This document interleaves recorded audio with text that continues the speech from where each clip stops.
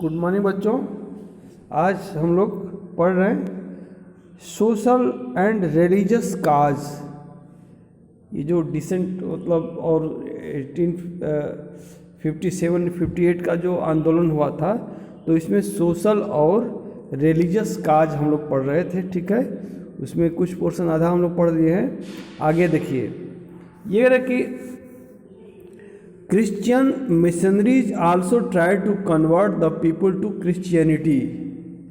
जो Christian missionaries थी वो लोगों को मतलब ईसाइयत में बदल रही थी। ठीक है, the sepoys were forbidden to show their religions mark and mention their caste. जो सिपाही थे उनको जो है अपना धर्म या जाति छुपाने के लिए कहा गया था। ठीक है, वो उसको शो ना करें, उसको दिखाएं नहीं। ठीक है, the taxes levied on the lands belonging to the temples and the mosques also hurt their feeling. कुछ टैक्स कर जो है उन लैंड उस ज़मीन पे भी लगा दिया गया जो मंदिर के पास थी कोई या मस्जिद के पास थी, तो इस चीज़ ने भी उनको हर्ट किया, उन्हें कष्ट दिया। Military cause. It is an interesting fact that the Indian soldiers in the British army were 6 times more in number than the English. ये तो बहुत ही मतलब इंटरेस्टिंग फैक्ट था कि जो इंडियन सोल्जर्स थे उनकी संख्या अंग्रेज़ों की संख्या से 6 गुना ज़्यादा थी। In fact with these Indian soldiers the British established their rule over India. वास्तव में बात यही थी कि इन्हीं इंडियन सोल्जर्स की वजह से के दम पर उन्होंने पूरे भारतवर्ष के ऊपर अपना राज्य स्थापित कर लिया। But as they were a part of Indian society they too suffered from the consequences of oppressive British rule. लेकिन चूंकि वो सभी लोग भारतीय मतलब सोसाइटी से ही थे, इसलिए इसके दुष्परिणामों से वो भी जो है वो भी उससे झेल रहे थे, उससे परेशान थे। और जो ब्रिटिश की जो अंग्रेज़ों की जो दमनकारी नीतियाँ थीं उसकी वजह से नियम थे। They were looked upon as inferior beings. उनको जो है बहुत हेय दृष्टि से नीची दृष्टि से देखा जाता था। And treated badly by the superior British officers. और जो बड़े अधिकारी थे इंग्लिश के अंग्रेज़ों के, वो इनसे के साथ बहुत ही खराब व्यवहार करते थे। They got lesser salaries and very little chances to promote as all the high post were occupied by the British. चूँकि सभी बड़े बड़े पोस्ट जो था वो अंग्रेज़ों के द्वारा लिया गया था, इसलिए इन लोगों को मैंने भारतीय सिपाहियों को प्रमोशन के चांसेस भी जल्दी नहीं मिलते थे। They where also given inferior food and accommodation. उनको रहने के लिए जो मकान या जो भी मिलता था घर, वो और जो खाना भोजन वगैरह मिलता था बहुत ही पुअर क्वालिटी का मिलता था। They were never rewarded for courage और meritorious performance in the battle. लड़ाई वगैरह में भी बहुत अच्छा इन्होंने काम कर दिया, उसका भी कोई रिवार्ड इनको नहीं मिलता था, कोई पारितोषिक कोई इनाम नहीं मिलता था। In 1856 Lord Canning passed the General Service Enlistment Act and made it compulsory for the Indian sepoys to serve outside India। Lord Canning ने 1856 में जो है एक जनरल सर्विस एनलिस्टमेंट एक्ट उसने पास कर दिया, जिससे कि जो है लोगों को एब्रॉड भी बाहर भी जाकर काम करना पड़ सकता था। But this act made agitation among the sipahis of the Bengal army. लेकिन इसने जो है और मतलब बंगाल आर्मी के में जो है जो भी सैनिक थे उन्होंने माने उनके जो है उनके दिमाग में इसको और जो है एजिटेशन और जो है उनके अंदर में दिमाग में जो है वो आक्रोश भर गया। ठीक है, इमीडिएट काज में क्या है? The immediate cause of the revolt was minor in nature. मतलब नेचर में जो है थोड़ा सा मतलब छोटा था। इन 1856 the British introduce the Enfield rifle in the army. 1856 में अंग्रेज़ों ने जो है एक एनफील्ड राइफल जो है लॉन्च किया, उन्हें इनको दिया चलाने को। The cartridge was covered with a greased paper. जो कार्ट्रिज होता था, जो बुलेट जो लगाना पड़ता था, तो वो एक जो है ग्रीस मतलब ऑयली एक पदार्थ लगा हुआ था उस पेपर में, उससे वो ढका रहता था, ठीक है। Which had to be bitten off before loading the rifle, मतलब राइफल में उसको लोड करने से पहले उसको काटना पड़ता था।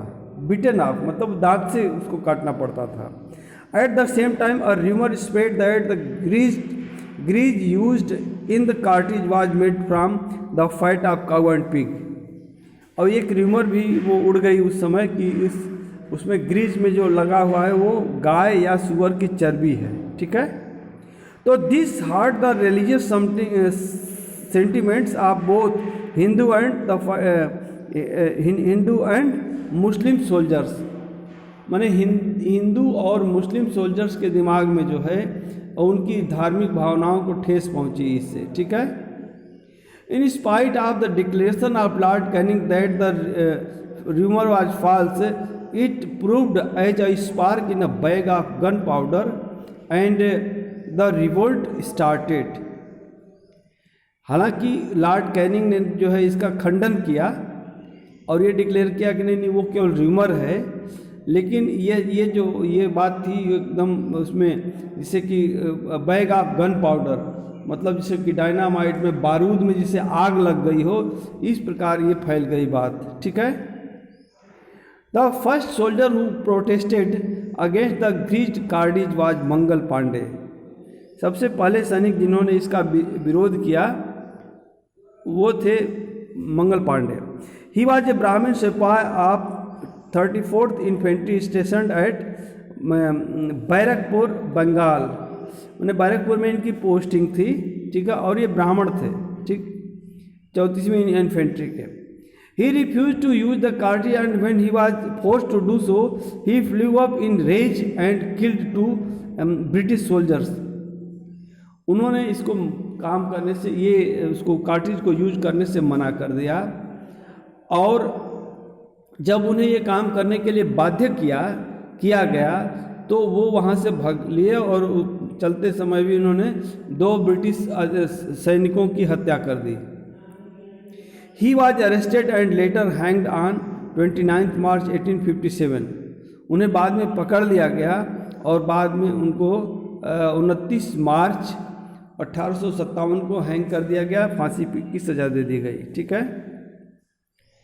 The execution of Mangal Pandey sparked of revolts in Meerut, Lucknow, Banaras, Bihar, Rajasthan, Awadh, Jhansi, Delhi and many other places in northern and central India।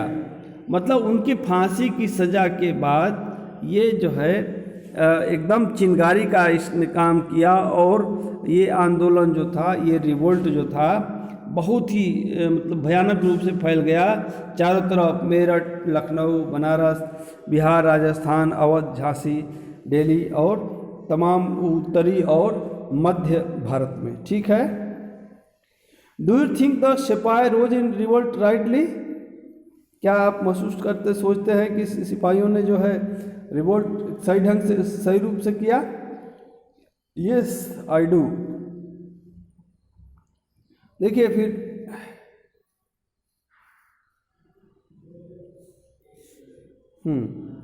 on 24th April 1857 some soldiers stationed at Meerut cantonment refused to use greased cartridge। 24 अप्रैल 1857 को कुछ soldiers जो वहाँ Meerut cantonment में रुके हुए थे, उन्होंने इस ग्रीस्ड कार्टिज को उसको यूज करने से मना कर दिया।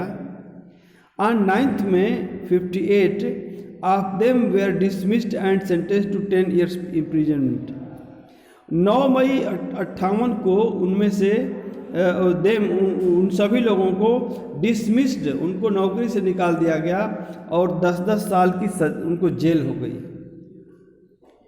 दे were handcuffed and paraded on the street of Meerut.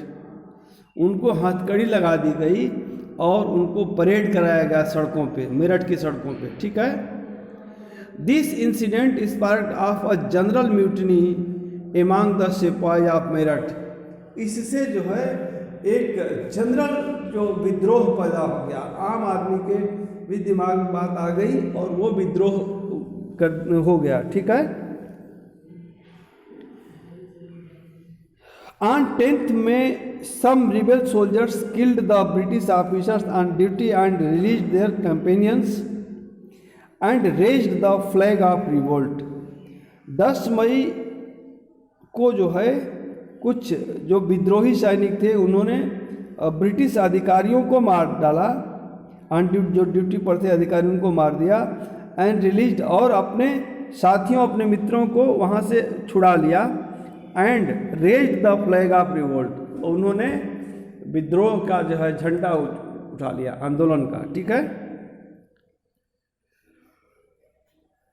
They declared a mass revolt, उन्होंने एक बहुत बड़े मतलब बड़े पैमाने पे उन्होंने रिवोल्ट की घोषणा कर दी।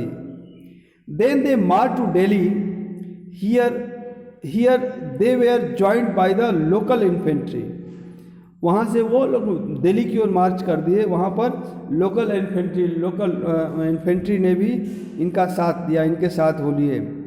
The rebels capture Delhi and declared the Mughal emperor Bahadur Shah Zafar as a emperor of India, उन्होंने जो है दिल्ली पे कब्जा कर लिया और उसे डिक्लेयर मुगल एम्परर जो थे बहादुर शाह जफर, उनको भारतवर्ष का बादशाह घोषित कर दिया।